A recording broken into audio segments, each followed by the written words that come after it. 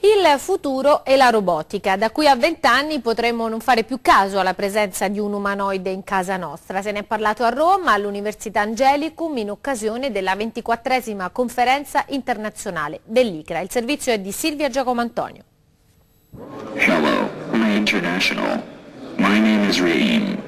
Ciao Rai International, mi chiamo Raim. Raim è uno degli umanoidi presenti alla 24esima edizione dell'ICRA, la conferenza internazionale di robotica e automazione che ha riunito a Roma oltre 1400 scienziati provenienti da tutto il mondo per confrontarsi sul tema Ubiquitous Robotics, ovvero la robotica ovunque. Se finora automi e umanoidi infatti sono entrati nelle nostre case solo attraverso programmi scientifici o film di fantascienza, presto ce li troveremo in carne ed ossa, si fa per dire, tra le mura domestiche, negli uffici, nelle auto. Largo dunque alla robotica, destinata a diventare la scienza del futuro, considerato che secondo le stime dei giapponesi nel 2020 il fatturato dell'industria robotica supererà quello dell'industria automobilistica.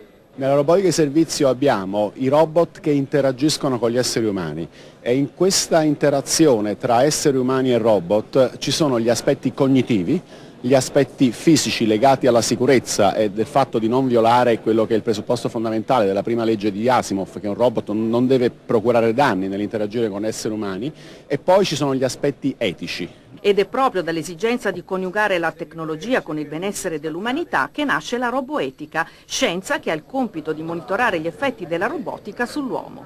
Tutte le tecnologie sono caratterizzate da possibili utilizzi positivi, quindi benefici per l'umanità, e possibili utilizzi negativi, quindi danni per l'umanità. Pensiamo all'energia nucleare, pensiamo alle biotecnologie.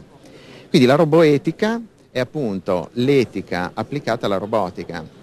È un'impresa internazionale per costruire una serie di regole umane, una serie di regolamenti condivisi da tutti che permetta di fare in modo che i robot siano un bene per la società. Sono passati poco più di 20 anni dallo squillo dei primi telefoni cellulari e oggi quei primi modelli usciti sul mercato sono già diventati dei pezzi da museo.